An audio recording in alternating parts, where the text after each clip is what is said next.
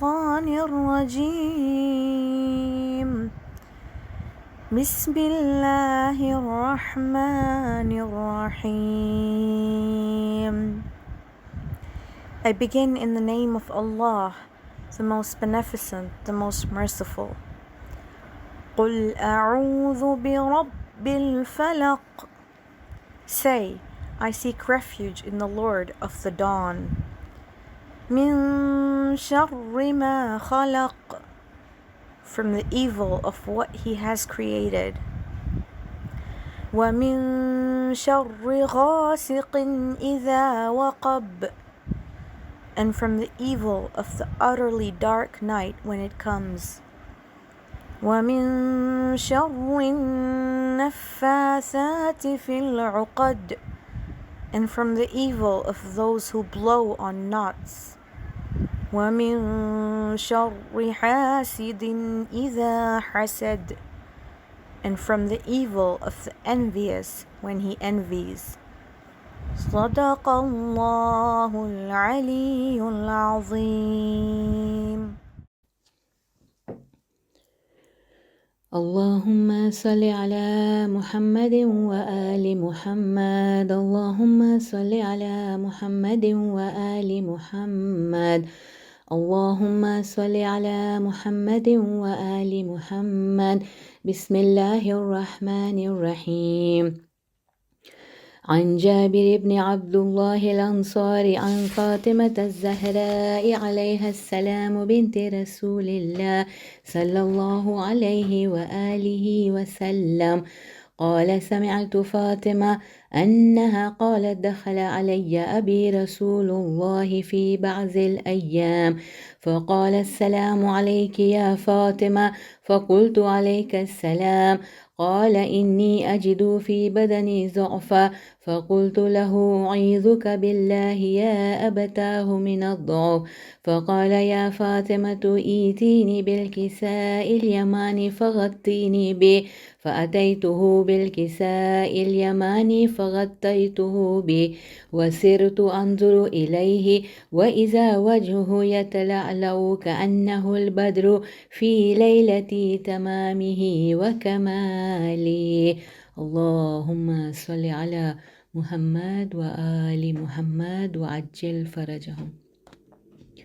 فما كانت إلا ساعة وإذا بولدي الحسن عليه السلام قد أقبل وقال السلام عليك يا أمه فقلت وعليك السلام يا قرة عيني وثمرة فؤاد فقال يا أماه إني أشم عندك رائحة طيبة كأنها رائحة جد رسول الله فقلت نعم إن جدك تحت الكساء فأقبل الحسن عليه السلام نحو الكساء وقال السلام عليك يا جدا يا رسول الله أتأذن لي أن أدخل معك تحت الكساء فقال وعليك السلام يا ولدي ويا صاحب حوضي قد أذنت لك فدخل معه تحت الكساء. فما كانت إلا ساعة وإذا بولدي الحسين عليه السلام قد أقبل وقال السلام عليك يا أمه فقلت وعليك السلام يا ولدي ويا قرة عيني وثمرة فؤاد فقال لي يا أماه إني أشم عندك رائحة طيبة كأنها رائحة جدي رسول الله صلى الله عليه وآله فقلت نعم إن جدك وأخاك تحت الكساء فدنا الحسين عليه السلام نحو الكساء وقال السلام عليك يا جدا السلام عليك يا من اختاره الله أتأذن لي أن أكون معكما تحت الكساء فقال وعليك السلام يا ولدي ويا شافع أمتي قد أذنت لك فدخل معهما تحت الكساء فأقبل عند ذلك أبو الحسن علي بن أبي طالب عليه السلام وقال السلام عليك يا بنت رسول الله فقلت وعليك السلام يا أبا الحسن ويا أمير المؤمنين. فقال يا فاطمة إني أشم عندك رائحة طيبة كأنها رائحة أخي وابن عمي رسول الله. فقلت نعم، ها هو مع ولديك تحت الكساء. فأقبل علي نحو الكساء وقال السلام عليك يا رسول الله، أتأذن لي أن أكون معكم تحت الكساء؟ قال له وعليك السلام يا أخي ويا وصيي وخليفتي وساحب لواء، قد أذنت لك. فدخل علي تحت الكساء. ثم أتيت نحو الكساء وقلت السلام عليك يا أبتا يا رسول الله، أتأذن لي أن أكون معكم تحت الكساء؟ وقال وعليك السلام يا بنتي ويا بضعتي، قد أذنت لك. فدخلت تحت الكساء. فلما اكتملنا جميعا تحت الكساء أخذ أبي رسول الله بطرف الكساء وأومأ بيده اليمنى إلى السماء وقال اللهم إن هؤلاء أهل بيتي وخاصتي وحامة، لحمهم لحمي ودمهم دمي، يؤلمني ما يؤلمهم ويحزنني ما يحزنهم. أنا حرب لمن حاربهم وسلم لمن سالمهم وعدو لمن عاداهم ومحب لمن أحبهم. إنهم مني وأنا منهم. فاجعل صلواتك وبركاتك ورحمتك وغفرانك ورضوانك علي وعليهم، وأذهب عنهم الرجس وطهرهم تطهيرا. اللهم صل على محمد وآل محمد وعجل فرجهم. فقال الله عز وجل يا ملائكتي ويا سكان سماواتي، إني ما خلقت سماء مبنية ولا أرضا مدحية ولا قمرا منيرا ولا شمسا مضيئة ولا فلكا يدور ولا بحرا يجري ولا فلكا يسري إلا في محبة هؤلاء الخمسة الذين هم تحت الكساء. فقال الأمين جبرائيل يا ربي ومن تحت الكساء؟ فقال عز وجل هم أهل بيت النبوة ومعدن الرسالة، هم فاطمة وأبوها وبعلها وبنوها. اللهم صل على محمد وآل محمد وعجل فرجهم. فقال جبرائيل يا ربي أتأذن لي أن أهبط إلى الأرض لأكون معهم سادسا؟ فقال الله نعم قد أذنت لك. فهبط الأمين جبرائيل وقال السلام عليك يا رسول الله. العلي الأعلى يقرؤك السلام ويخصك بالتحية والإكرام ويقول لك وعزتي وجلالي إني ما خلقت سماء مبنية ولا أرضا مدحية ولا قمرا منيرا ولا شمسا مضيئة ولا فلكا يدور ولا بحرا يجري ولا فلكا يسري إلا لأجلكم ومحبتكم، وقد أذن لي أن أدخل معكم، فهل تأذن لي يا رسول الله؟ فقال رسول الله وعليك السلام يا أمين وحي الله، إنه نعم قد أذنت لك. فدخل جبرائيل معنا تحت الكساء. فقال لأبي إن الله قد أوحى إليكم يقول إنما يريد الله ليذهب عنكم الرجس أهل البيت ويطهركم تطهيرا. اللهم صل على محمد وآل محمد وعجل فرجهم. فقال علي لأبي يا رسول الله أخبرني ما لجلوسنا هذا تحت الكساء من الفضل عند الله. فقال النبي والذي بعثني بالحق نبيا واستفاني بالرسالة نجيا ما ذكر خبرنا هذا في محفل من محافل أهل الأرض وفيه جمع من شيعتنا ومحبينا إلا ونزلت عليهم الرحمة وحفت بهم الملائكة واستغفرت لهم إلى أن يتفرق. فقال علي إذا والله فزنا وفاز شيعتنا ورب الكعبة. فقال النبي ثانيا يا علي والذي بعثني بالحق نبيا واستفاني بالرسالة نجيا ما ذكر خبرنا هذا في محفل من محافل أهل الأرض وفيه جمع من شيعتنا ومحبينا وفيهم مهموم إلا وفرج الله همه ولا مغموم إلا وكشف الله غمه ولا طالب حاجة إلا وقضى الله حاجته. فقال علي إذا والله فزنا وسعدنا وكذلك شيعتنا فازوا وسعدوا في الدنيا والآخرة ورب الكعبة برحمتك يا أرحم الراحمين. اللهم صل على محمد وآل محمد وعجل فرجهم.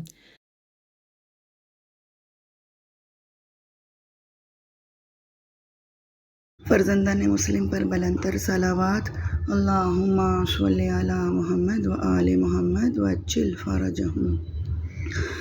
ہائے مسلم کے پسر، ہائے مسلم کے پسر، ہائے مسلم کے پسر، ہائے مسلم کے پسر.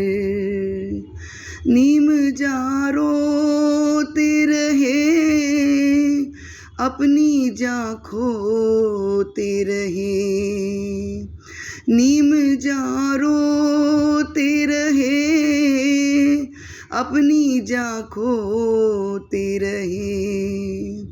کچھ نہ فریاد سنی اس ستمگر نے مگر، ہائے مسلم کے پسر، ہائے مسلم کے پسر.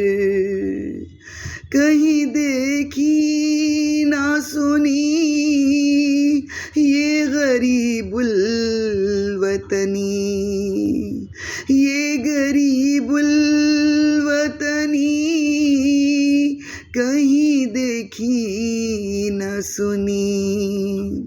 تیگ حارس کی چلی کٹ گئے دونوں کے سر، ہائے مسلم کے پسر، ہائے مسلم کے پسر. بہر شائے شہداء دونوں بچے باخدا، دونوں بچے باخدا بہر شائے شہداء.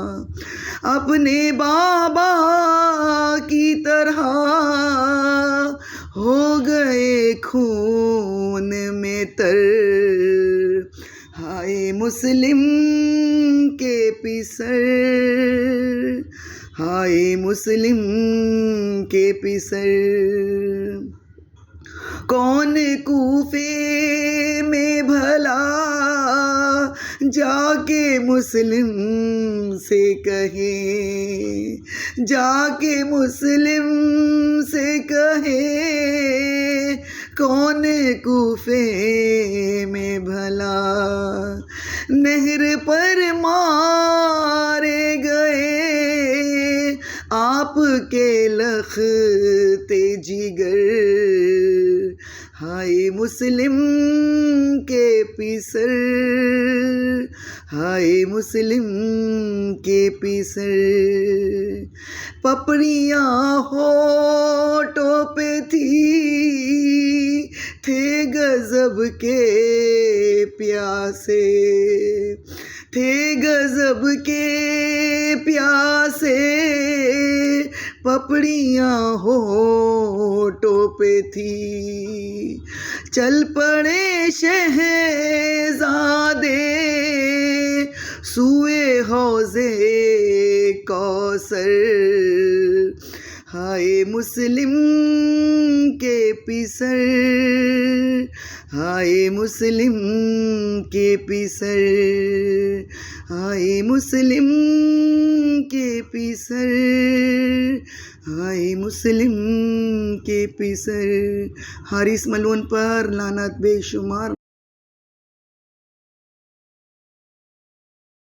اعوذ باللہ من الشیطان اللعین الرجیم، بسم اللہ الرحمن الرحیم، ما شاء اللہ لا حول ولا قوة الا باللہ العلی العظیم، حسبی اللہ ونعم الوکیل، نعم المولا ونعم النصیر، وفوض امری الی اللہ ان اللہ بصیر بالعباد۔ الحمد للہ الذی ہدانا لہذا وما کنا لنہتدی لولا ان ہدانا اللہ، الحمد للہ رب العالمین الرحمن الرحیم، والصلاة والسلام علی اشرف الانبیاء والمرسلین وخاتم النبیین وشفیعنا المذنبین ورحمۃ للعالمین ومولانا ابی القاسم محمد، اللہم صلی علی محمد وآل محمد وعجل فرجہم وآلہ الطیبین الطاہرین المعصومین المظلومین ولعنۃ اللہ علی اعدائہم اجمعین۔ بسم اللہ الرحمن الرحیم، رب اشرح لی صدری ویسر لی امری واحلل عقدۃ من لسانی یفقہوا قولی، اللہم اخرجنی من ظلمات الوہم واکرمنی بنور الفہم، اللہم افتح علینا ابواب رحمتک وانصر علینا خزائن علومک برحمتک یا ارحم الراحمین، یا رب زہرا بحق زہرا اشف صدر زہرا بظہور حجہ، یا رب محمد اجل فرج آل محمد، یا رب محمد احفظ غیبت محمد، یا رب محمد انتقم لابنت محمد مصطفیٰ صلی اللہ علیہ وآلہ وسلم۔ بسم اللہ الرحمن الرحیم، اللہم کل ولیک الحجۃ ابن الحسن صلواتک علیہ وعلی آبائہ فی ہذہ الساعۃ وفی کل ساعۃ ولیٰ وحافظا وقائدا وناصرا ودلیلا وعینا حتی تسکنہ ارضک طوعا وتمتعہ فیہا طویلا۔ اللہم صلی علی محمد وآل محمد وعجل فرجہم۔ محبان طفلان مسلم علیہ السلام، عزاداران طفلان مسلم علیہ السلام، سلام علیکم ورحمۃ اللہ وبرکاتہ و مغفرتہ۔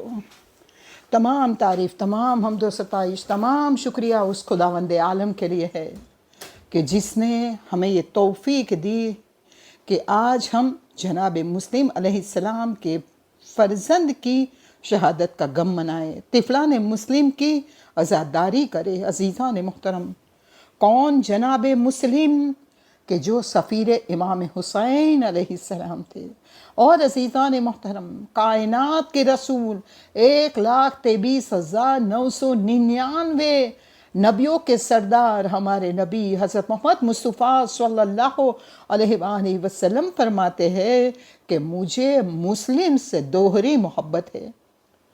پھر وہ اس کی وجہ بتاتے ہیں، کیوں کہ ایک تو وہ بھائی کا بیٹا ہے، دوسرا یہ کہ میرے حسین علیہ السلام پر سب سے پہلے شہید ہونے والوں میں سے ہے۔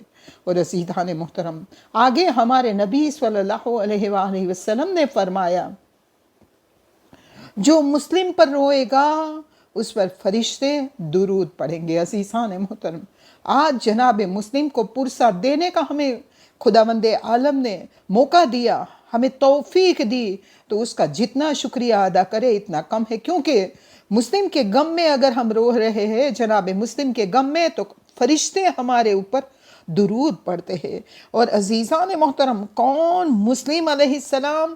تو جس کے لیے ہمارے مولا حسین نے لیٹر میں جو لکھا تھا، کیا لکھا تھا؟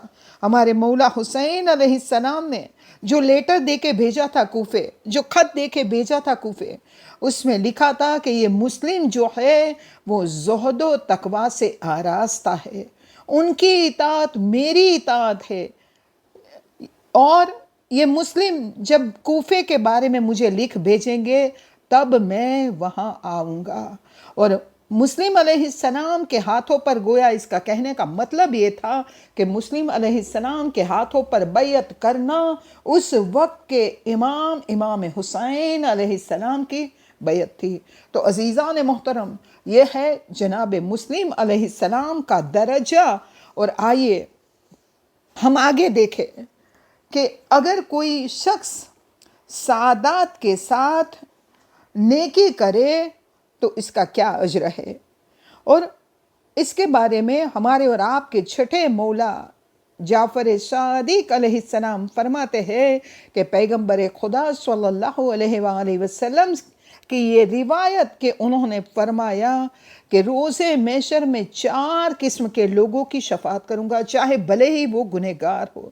نمبر 1 جو میری اولاد کی مدد کرے، نمبر 2 جو شخص تنگی کے وقت میں اپنے مال میں سے میری اولاد کی مدد کرے، نمبر 3 جو شخص اپنے دل سے، اپنے جسم سے میری اولاد کی محبت کرے۔ عزیزان محترم جسم سے مطلب کہ ہمارے کام ایسے ہونا چاہیے کہ دکھائی دے، دیکھنے والے کہہ اٹھے کہ یہ محبت رسول خدا صلی اللہ علیہ وآلہ وسلم میں جو ہے ان کی اولاد کی محبت کرتے ہیں۔ اور نمبر 4 وہ شخص جو میری اولاد کو ظالموں کے ہاتھوں سے بچا لے، اس کی ضروریات کو پورا کرے۔ اور عزیزان محترم آگے ہمارے اور آپ کے چھٹے مولا فرماتے ہیں کہ جب روز محشر برپا ہوگا تو ایک منادی ندا دے گا، اے خدا کے بندو خاموش ہو جاؤ، تمام نبیوں کے سردار محمد مصطفیٰ صلی اللہ علیہ وآلہ وسلم آپ سے کچھ گفتگو کرنا چاہتے ہیں۔ تمام روز محشر کے لوگ خاموش ہو جائیں گے، اور عزیزان محترم اس وقت ہمارے نبی صلی اللہ علیہ وآلہ وسلم فرمائیں گے کہ اے فرزند آدم، اگر آپ میں سے کسی کا مجھ پر احسان ہے تو وہ کھڑا ہو جائے، میں آج اس کے احسان کا بدلہ چکاؤں گا۔ لوگ کہیں گے یا نبی خدا ہماری جانیں آپ پر قربان، ہمارے والدین آپ پر قربان، آپ کا ہمارے اوپر احسان ہے، ہم کیسے آپ کے اوپر احسان کر سکتے ہیں؟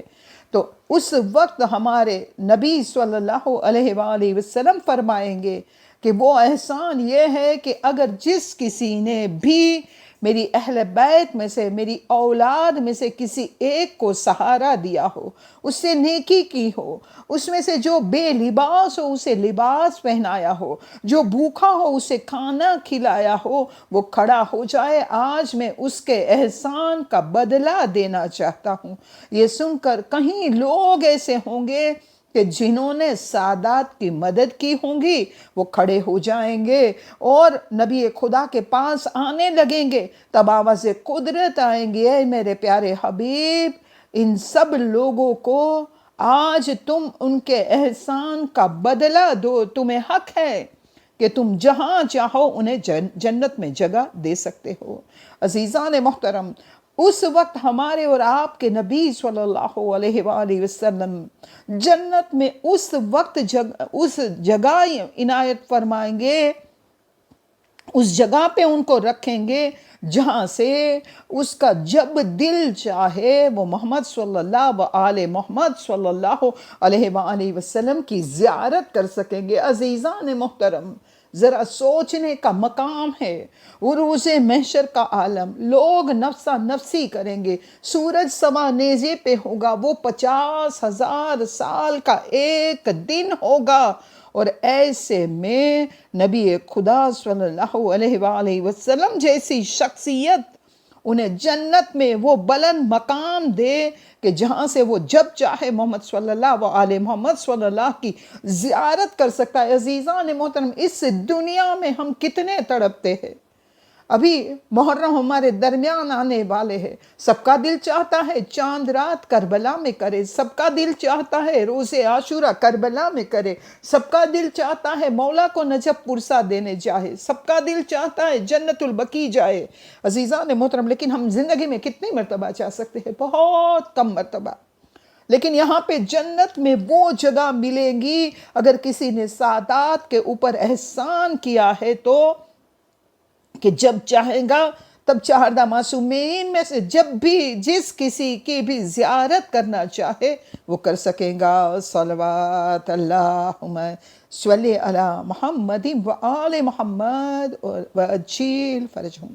آئیے عزیزان محترم آگے بڑھے۔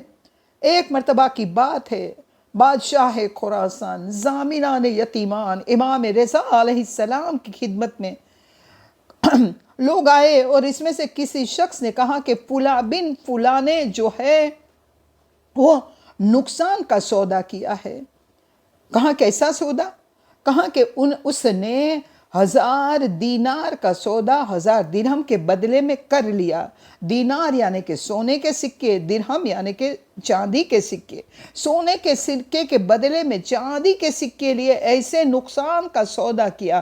اور اس وقت ہمارے اور آپ کے 8ویں مولا امام رضا غریب علیہ السلام نے کہا کہ کیا میں اس سے زیادہ نقصان اٹھانے والوں کا سودا آپ کو بتاؤں؟ کون نقصان سے زیادہ اٹھائیں گا؟ لوگوں نے کہا ہاں۔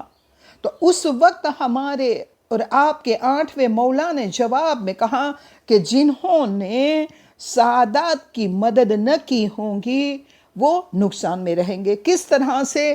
تو انہوں نے کہا کہ اگر کسی نے کسی سادات کے ساتھ نیکی کی، اس کے اوپر احسان کیا، تو اپنے رشتہ داروں کے ساتھ احسان کرنا ایسا ہے کہ گویا گیہوں کے سڑے ہوئے دانے ہو، گیہوں کے سڑے ہوئے دانے ہو۔ اور سادات کے ساتھ محمد صلی اللہ و آل محمد صلی اللہ کے رشتہ داروں کے ساتھ نیکی کرنا، احسان کرنا، اس کے بدلے میں ایسا ہے گویا 1000 سونے کے پہاڑ کے برابر ہو۔ عزیزان محترم، کیا صلہ رحمی کا ثواب کچھ کم ہے؟ نہیں، ہم دیکھیں اگر ہم راہ خدا میں خرچ کر رہے تو 1 کا بدلہ 10 ملے گا۔ صدقے کا بدلہ کیا ہے؟ 1 کا بدلہ 10، ایک نیکی کے بدلے میں 10 کا ثواب ملتا ہے۔ اور اگر وہی پیسہ ہم قرض حسنہ کے طور پہ دے تو 1 کا بدلہ 18 کا ہے، اور اگر کوئی صلہ رحمی کرتا ہے تو اس کا 1 کا بدلہ جو ہے وہ 24 ہے۔ عزیزان محترم، رشتہ داروں کے ساتھ صلہ رحمی کرنا، لیکن یہاں پہ 8ویں مولا فرماتے ہیں وہ 24 کا بدلہ اگر تم سادات کے ساتھ نیکی کرنے والوں میں سے کے ساتھ کمپیئر کرو گے تو سادات کے ساتھ نیکی کرنے کا بدلہ 1000 سونے کے پہاڑ کے برابر ہے، اور رشتہ داروں کے ساتھ نیکی کرنا اس کے سامنے گویا گیہوں کے سڑے ہوئے دانوں کے برابر ہے۔ تو عزیزان محترم، اگر ثواب اتنا زیادہ ہے تو اگر کوئی رسول خدا صلی اللہ علیہ وآلہ وسلم جس سے محبت کرے، علل اعلان کہے کہ مسلم علیہ السلام سے مجھے دوہری محبت ہے، مسلم پہ رونے والوں کے لیے فرشتے درود پڑھیں گے، اگر ان کے بچوں اوپر کوئی ظلم ڈھائے تو اس کا کیا ہوگا؟ عزیزان محترم، اور یتیم کے لیے آئیے ہم دیکھیں، جناب مسلم کے بچے صرف رسول خدا کے قرابت داروں میں سے نہیں تھے، رشتہ داروں میں سے صرف نہیں تھے، جب ان کے اوپر ظلم ڈھایا گیا تب وہ سادات بھی تھے، یتیم بھی تھے۔ اور یتیم کے لیے ہمارے اور آپ کے نبی صلی اللہ علیہ وآلہ وسلم فرماتے ہیں کہ اگر کوئی یتیم کی حفاظت کرے اور اس کا خرچ اٹھا لے، وہ شخص اور میں بہشت میں اس طرح سے بازو بازو میں ہوں گے، اس طرح سے بہشت میں پڑوس میں ہوں گے، نزدیک ہوں گے، جس طرح سے کلمے کی انگلی اور بیچ والی انگلی نزدیک ہے۔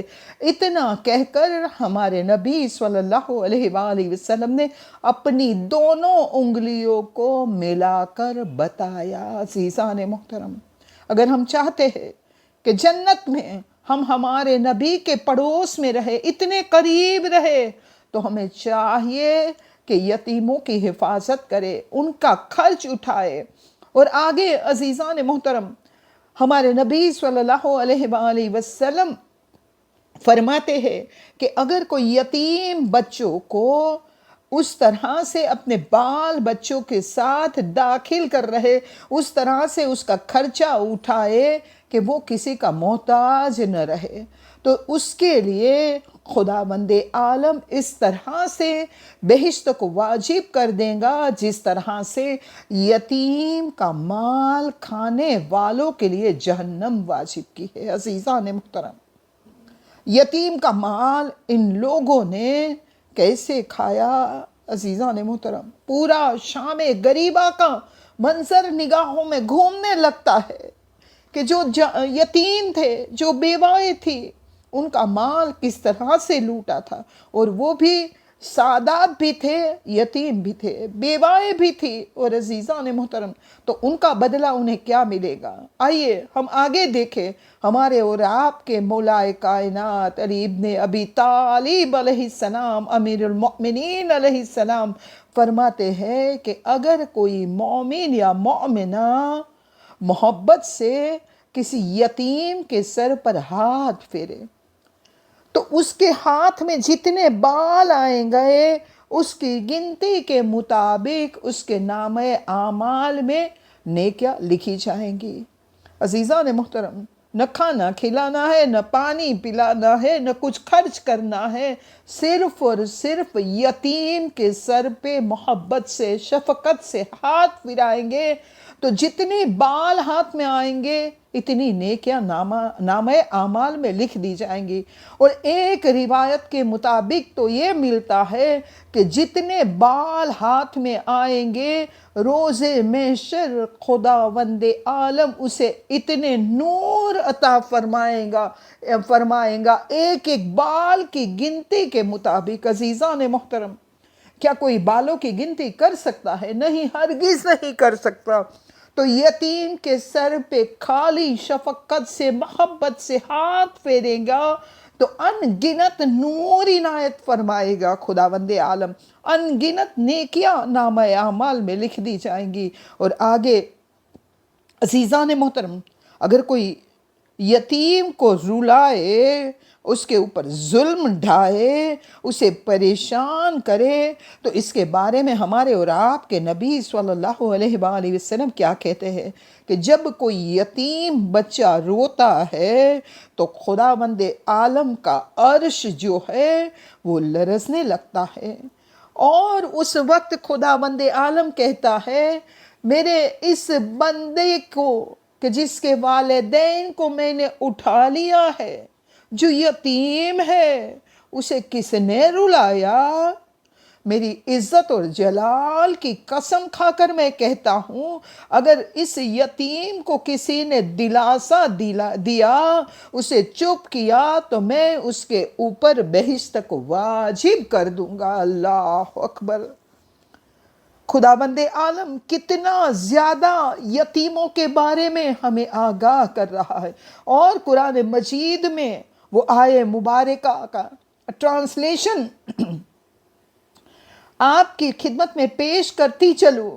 کیا کہتا ہے خدا کہ اے انسان، جب تیرا پروردگار تجھے آزماتا ہے، تجھے عزت اور نعمت دے کر، تب تو تو کہتا ہے کہ میرے رب نے مجھے عزت دی، اور جب تجھے اس طرح سے آزماتا ہے کہ تیرے رزق کو تنگ کر دے، تب اس وقت تو کہتا ہے کہ خدا نے مجھے ذلیل کیا۔ لیکن ایسا نہیں ہے، حقیقت تو یہ ہے کہ تم یتیموں کی خاطرداری نہیں کرتے، نہ یتیموں کا خیال رکھتے ہیں، نہ مسکینوں کو کھانا کھلاتے ہیں، اور نہ کسی کو حوصلہ افزائی کرتے ہیں کہ مسکینوں کو کھانا کھلاؤ، اور میراث کے مال کو جمع کرتے جاتے ہو، اور مال کو بہت زیادہ عزیز رکھتے ہو۔ عزیزان محترم، تو خداوند عالم بھی یتیم کے اوپر ظلم کرنے والوں سے، یتیم کی خبرداری نہ لینے والوں سے اتنا زیادہ جو ہے وہ ناراض ہوتا ہے، اتنا زیادہ تاکید کرتا ہے کہ تمہیں چاہیے کہ تم جو ہے یتیموں کی خبر رکھو۔ اور آئیے عزیزان محترم، ہم دیکھیں کہ اگر کوئی یتیم کی پرورش کرتا ہے تو اس کے گناہ کس طرح سے معاف ہو جاتا ہے۔ عزیزان محترم، اگر گناہ زیادہ ہو گئے ہیں کبھی، تو صرف استغفار نہیں کرنا ہے، استغفار کے ساتھ ساتھ امام سے کسی نے پوچھا مولا کیا کروں، وہ گناہ بہت زیادہ ہو گئے۔ امام نے کہا استغفار کرو، ایک مرتبہ کہا درود پڑھو، ایک مرتبہ کوئی آیا تو کہا کہ بہت زیادہ پانی پلاؤ۔ اور عزیزان محترم، آئیے اس قصے سے ہم دیکھیں کہ جو یتیم کی مدد کرتا ہے، اسے پناہ دیتا ہے، تو اس کے گناہ کس طرح سے معاف ہوتے ہیں۔ آئیے عزیزان محترم، ہم دیکھیں کہ شیخ برائی کشکول کتاب میں لکھ رہے ہیں کہ بصرہ کے اطراف کا ایک شخص جو تھا، وہ بہت ہی بڑا گنہگار تھا، اتنا زیادہ مشہور تھا لوگوں کے درمیان گناہوں کے لیے کہ لوگ اس سے نفرت کرتے تھے۔ اور ہوا ایسا کہ اس کی رحلت ہو گئی، اور اس کی جوزہ نے سب کو پیغام بھیجا، لیکن نہ کوئی اس کا جنازہ اٹھانے کے لیے تیار تھا، نہ کوئی غسل کفن دینے کے لیے تیار تھا۔ اب کرے تو کیا کرے؟ اس کی جوزہ نے کیسے بھی مزدوروں کو بلایا، اور اس کے جنازے کے کفن دفن کا انتظام کرنے کے لیے جو ہے وہ مزدور کے ذریعے جنازہ اٹھوا کر لے گئی قبرستان تک، کہ وہاں جا کر جو ہے اس کے میت کو دفن کر دے۔ اور وہاں پہ جیسے ہی قبرستان میں اپنے گاؤں سے باہر گئی تو کیا دیکھا کہ اس علاقے کا ایک عابد شخص، ایک پرہیزگار شخص کہ جو بہت ہی زیادہ مشہور تھا زہد و تقوی میں، اسے لوگ جو ہے سچائی اور خلوص والا مانتے تھے، اللہ کا قریب ترین بندہ مانتے تھے، وہ آیا اور کہنے لگا کہ میں جو ہے اس جنازے کا انتظار کر رہا تھا کہ وہ آئے تو میں اس کی نماز جنازہ پڑھاؤں۔ عزیزان محترم، لوگوں نے دیکھا کہ پہلے تو وہ اکیلا نماز پڑھانے کے لیے کھڑا ہو گیا، اور بعد میں لوگوں کے گروہ بگروہ آنے لگے۔ وہ زاہد، وہ متقی، وہ پرہیزگار شخص کو دیکھ کر ہو نہ ہو یہ اس کی نماز جنازہ پڑھا رہا ہے تو کوئی نہ کوئی تو وجہ ہوگی۔ جب نماز جنازہ ہو گئی، اس کا کفن دفن ہو گیا، تب زاہد کو پوچھا گیا کہ یہ شخص اتنا جو ہے گنہگار تھا، اتنا مشہور گناہ میں کہ کوئی اس کی نماز جنازہ کے لیے، غسل کفن کے لیے تیار نہیں تھا، تو آپ نے کیوں اس کی نماز جنازہ پڑھائی، اس کے کفن دفن میں کیوں شریک ہوئے؟ تو وہ متقی و پرہیزگار شخص نے کہا کہ میں سویا تھا اور مجھے خواب میں حکم ملا کہ فلاں جگہ پہ جاؤ، وہاں پہ ایک لاشا آئے گا اور اس کے ساتھ فقط ایک عورت ہوگی، اور اس لاشے کو تمہیں جا کر اس کی نماز جنازہ پڑھانی ہے، اس کے غسل و کفن دفن کا انتظام کرانا ہے، اس لیے جو ہے میں نے اس کی نماز جنازہ پڑھائی۔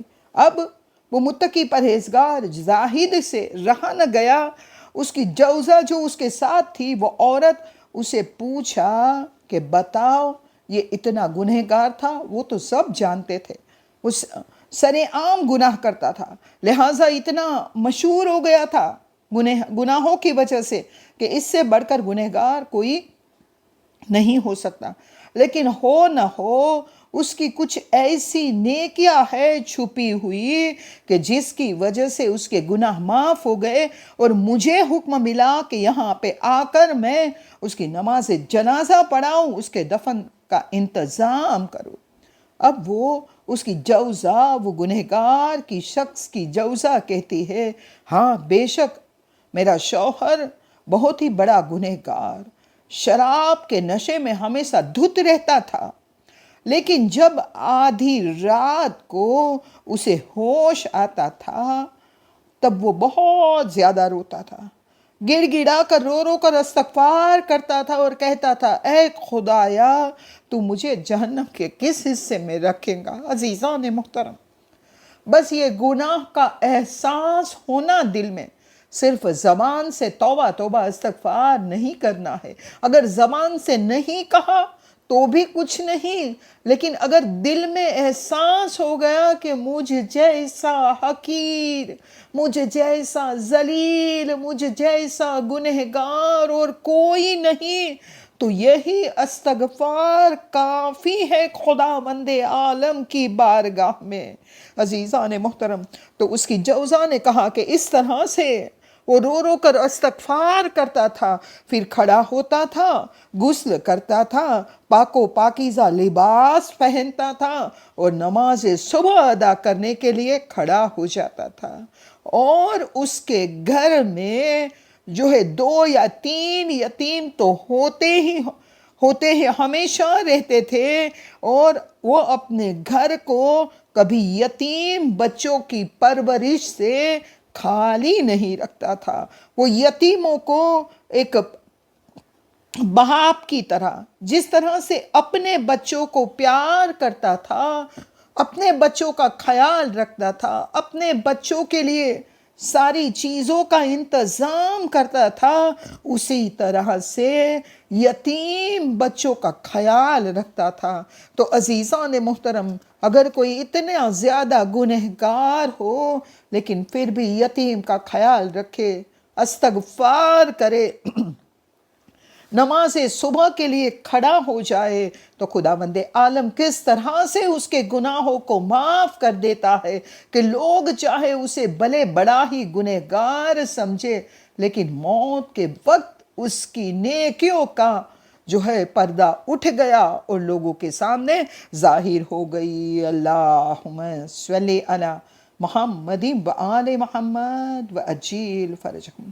اور آئیے عزیزان محترم، ہم دیکھیں کہ ہمارے ائمہ معصومین علیہ السلام کس طرح سے یتیموں کا، بیواؤں کا، مسکینوں کا، فقیروں کا خیال رکھتے تھے۔ آپ سب جانتے ہیں امام علی بن ابی طالب علیہ السلام کے لیے مشہور تھا کہ رات کے وقت تھیلا کاندھے پہ ڈال کر خود جاتے تھے اور سب کے دروازے پہ دق و لباب کر کے ان کو روٹیاں پہنچاتے رہتے تھے۔ ہمارے چوتھے مولا، چھٹے مولا، ہر ایک امام کے بارے میں ملتا ہے کہ وہ بہت زیادہ خیال رکھتے تھے۔ لیکن آئیے دیکھیں کہ مولا کائنات علی بن ابی طالب علیہ السلام نے کس طرح سے ایک بیوہ کی، یتیم بچوں کی مدد کی۔ تو اس کے لیے दर्रुल मतालिब किताब में ये किस्सा लिखा हुआ है कि एक मर्तबा की बात है, मौलाए कायनात अली अलैहिस्सलाम जो है शहर की गलियों से गुजर रहे थे। ऐसे में देखा कि एक मुफलिस औरत है और उसके बच्चे हैं, बेवा लगती थी और उसके बच्चे हैं और बच्चे भूख की वजह से बिल बिला कर रोते थे। वो औरत अपने बच्चों को बहुत ज़्यादा बहलाने की कोशिश करती थी और बहलाते बहलाते भूखे बच्चे थे ना, तो औरत ने एक तपीली में पानी लिया और चूल्हे पे चढ़ा के रखा, नीचे आग जला दी ताकि बच्चे ये समझे कि माँ उनके लिए कुछ पका रही है, उनको सुकून आ जाए, वो बच्चे बहल जाए। और अजीज़ा ने मोहतरम, जब मौलाए कायनात अली इब्न अबी तालिब अलैहिस्सलाम ने ये दिल दहला देने वाला नज़ारा देखा, फ़ौरन घर गए, घर से जो भी था चावल आटा घी उठाया और वो औरत के घर की तरफ चलने लगे। ऐसे में गुलाम कंबर ने देख लिया कि मौला थैला उठा कर जा रहे हैं। मौला से कहा, लाओ मौला थैला मुझे दे दो। अजीज़ा ने मुहतरम, क्या करीम मौला है हमारे, कितना आखिरत का ख्याल रखने वाले मौला है हमारे। कंबर के हाथ में थैला उठाने को नहीं दिया, लेकिन खुद उठाया और कहा कि नहीं, मैं ही इसका वज़न उठाऊंगा। और मौला बोरी को अपने कांधे पे डाल कर चलने लगे और कंबर जो है उनके पीछे पीछे चलने लगे।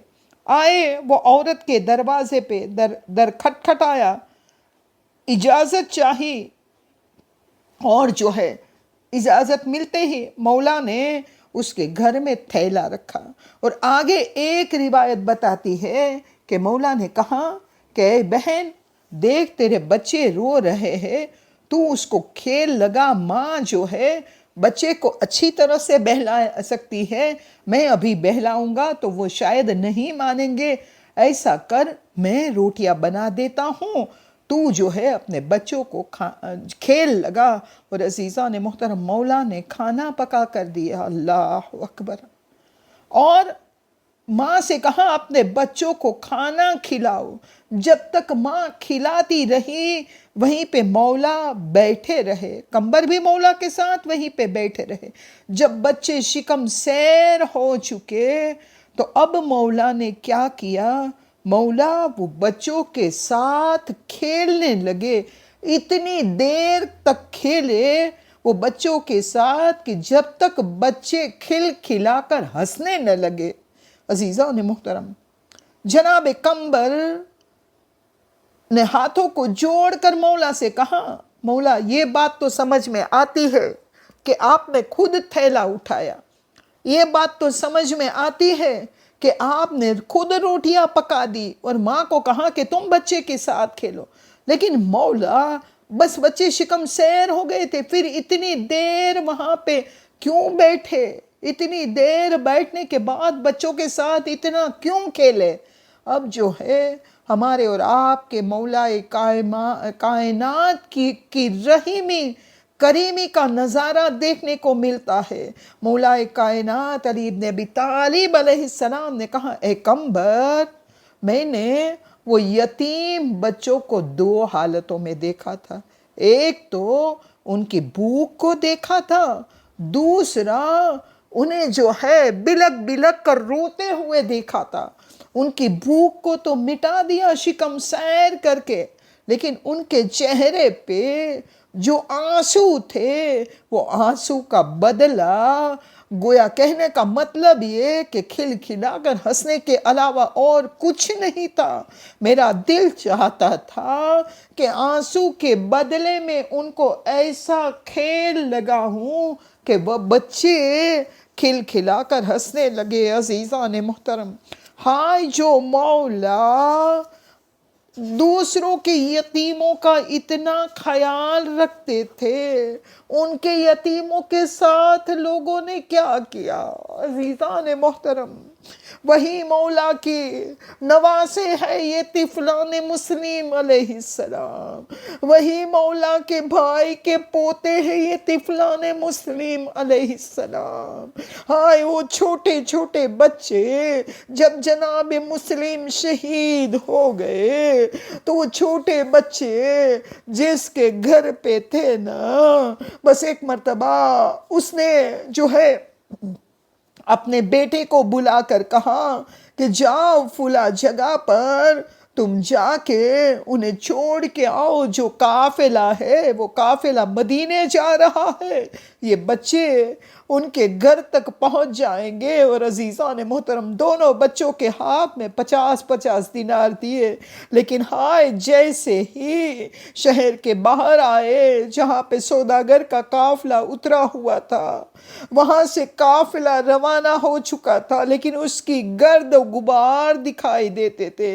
ہائے وہ جو چھوڑنے آیا تھا شخص، اس نے گرد و غبار دکھا کے وہ اسد نامی شخص نے کہا کہ تم جاؤ یہ گرد و غبار کے پیچھے چلنے لگو، وہ قافلہ تمہیں مل جائے گا. لیکن افسوس، ہائے وہ چھوٹے چھوٹے بچے اتنے خوف زدہ یتیم تھے، کوئی نہ تھا، راستہ بھول گئے اور عزیزان محترم بھٹک گئے اور پھر قید خانے میں آ گئے. قید خانے سے مشکل سے رہائی ملی، پھر باہر جانے لگے لیکن ہاں پھر بھی راستہ بھول گئے. اب ایک مولا کی چاہنے والی کے گھر پہنچ گئے. جیسے ہی پتہ چلا کہ جناب مسلم کے بچے ہیں، دونوں بچوں کو نہلایا دھلایا، کھانا کھلایا، ٹھنڈا پانی پلایا.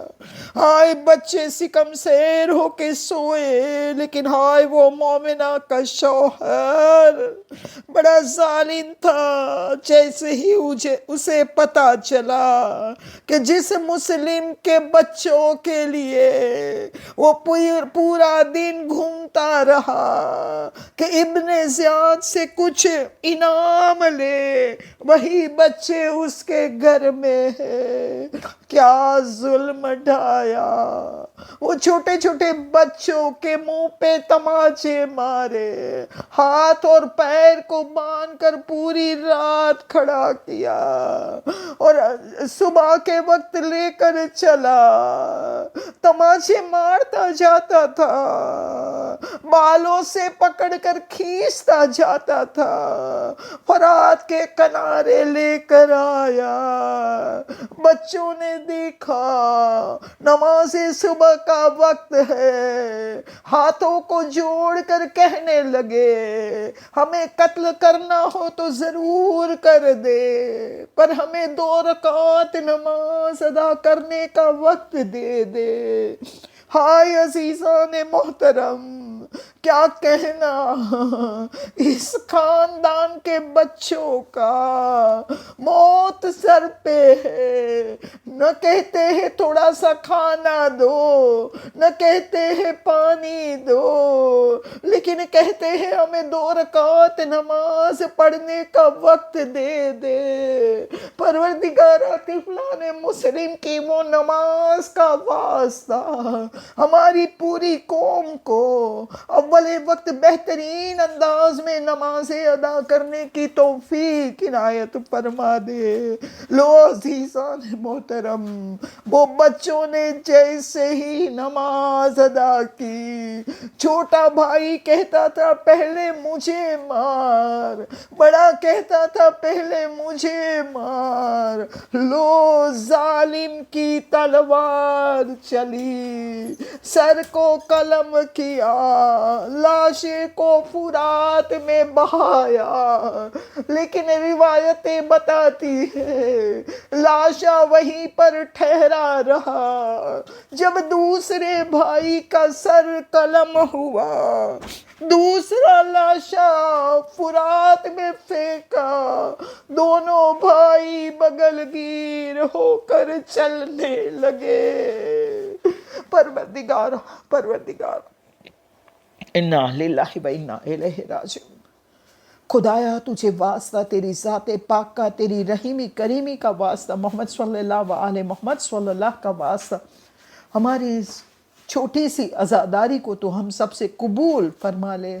پروردگارہ جو بھی لابلد ہے جناب مسلم کے صدقے میں انہیں اولاد نرینہ عنایت فرما دے۔ پروردگارہ تجھے واسطہ طفلان مسلم علیہ السلام کا، تمام والدین کی اولاد کو والدین کے لیے آنکھوں کی ٹھنڈک بنا دے۔ جو والدین اپنے بچوں کے لیے کوئی ایڈمیشن کے لیے، کوئی جاب کے لیے، کوئی بزنس کے لیے، کوئی شہر کے پھول کھلنے کے لیے پریشان ہے، یا کوئی والدین اپنے بچے گمراہ ہے اس کے لیے پریشان ہے، تو ان تمام کی پریشانیوں کو طفلان مسلم کے صدقے وسیلے اور طفیل میں دور فرما دے۔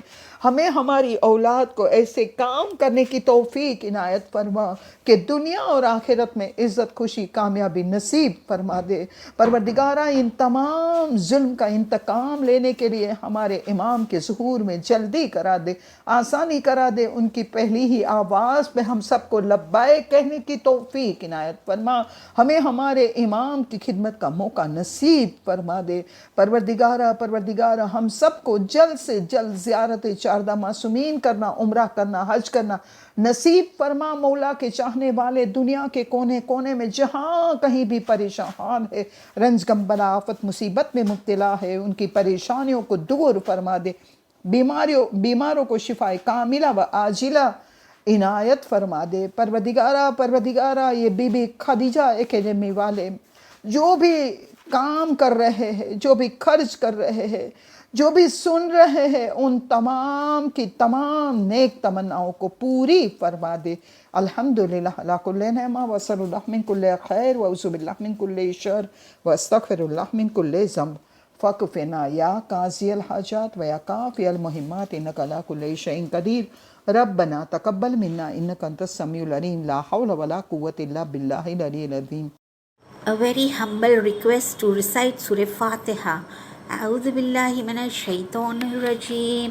بسم الله الرحمن الرحيم. الحمد لله رب العالمين الرحمن الرحيم مالك يوم الدين إياك نعبد وإياك نستعين اهدنا الصراط المستقيم صراط الذين أنعمت عليهم غير المغضوب عليهم ولا الضالين. بسم الله الرحمن الرحيم. قل هو الله أحد الله الصمد لم يلد ولم يولد ولم يكن له كفوا أحد. بسم الله الرحمن الرحيم. قل هو الله أحد الله الصمد لم يلد ولم يولد ولم يكن له كفوا أحد. بسم الله الرحمن الرحيم. قل هو الله أحد الله الصمد لم يلد ولم يولد ولم يكن له كفوا أحد. إن الله وملائكته يصلون على النبي يا أيها الذين آمنوا صلوا عليه وسلموا تسليما. اللهم صل على محمد وآل محمد وعجل فرجهم. پروردگار عالم، یہ عظیم سورہ کی تلاوت، مجلس، حدیث قصہ، مرثیہ، ماتم، یہ ساری عبادت تیری بارگاہ میں تو قبول فرما۔ یہ سب ذکر کا نذرانہ پیش کرتے ہیں 14 معصومین کی بارگاہ میں، بالخصوص ہمارے وقت کے امام کی بارگاہ میں، تمام شہدائے کربلا، یتیمان کربلا اور اسیران کربلا کی بارگاہ میں۔ اس سے جو بھی ثواب حاصل ہو وہ جملہ مرحوم مومن و مومنات کے ارواح کو پہنچے، بالخصوص بانی مجلس کے مرحومین کو پہنچے، مجلس میں شرکت کرنے والی ہر ایک مومنہ کے مرحومین کو پہنچے، وہ مرحومین جس کا کوئی فاتحہ یا دعا کرنے والا نہ ہو۔ اے غفور الرحیم، اے غفور الرحیم، ہر ایک مرحومین کی مغفرت فرما، ان کی تمام گناہ صغیرہ کبیرہ معاف فرما، ان کی قبر کو وسیع اور نورانی فرما، برزخ کے عالم کی سختیاں دور فرما، پل صراط کا سفر آسان فرما، محشر کی منزل کو آسان فرما، اور جنت الفردوس میں جوار معصومین کے قریب جگہ عنایت فرما۔ پروردگار اللہم اغفر لی مومنین والمومنات والمسلمین والمسلمات برحمتک یا ارحم الراحمین۔ اللہم صلی علی محمد وآل محمد وعجل فرجہم۔ اللهم صل على محمد وآل محمد بسم الله الرحمن الرحيم اللهم كن لوليك الحجة ابن الحسن صلواتك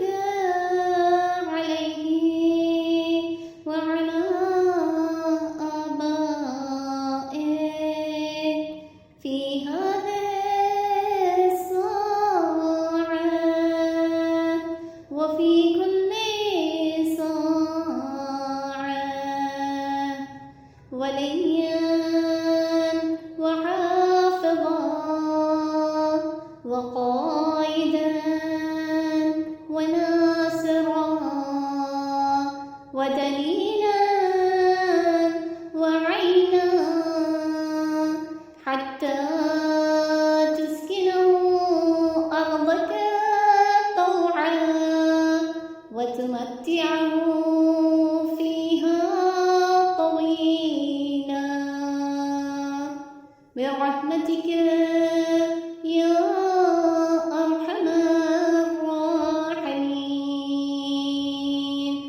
اللهم صل على محمد وآله الطاهرين السلام عليك يا أبا عبد الله السلام عليك يا ابن رسول الله السلام عليك يا ابن أمير المؤمنين وابن سيد الوصيين السلام عليك يا ابن فاطمة سيدة نساء العالمين السلام عليك يا العباس ابن أمير المؤمنين السلام عليك يا أم المصائب زينب بنت أمير المؤمنين السلام على الحسين وعلى علي بن الحسين وعلى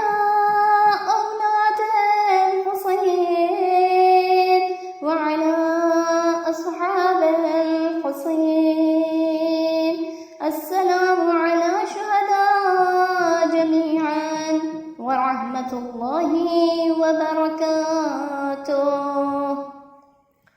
السلام عليك يا غريب الغرباء السلام عليك يا معين الضعفاء والفقراء السلام عليك يا شمس الشموس وأنيس النفوس السلام عليك يا أيها المدفون بأرض طوس السلام عليك يا مضيف الشيعة والزوار في يوم الجزاء روحي وجسمي لك الفداء ورحمة الله وبركاته السلام عليك يا مولاي يا صاحب العصر والزمان الأمان الأمان الأمان من فتن الزمان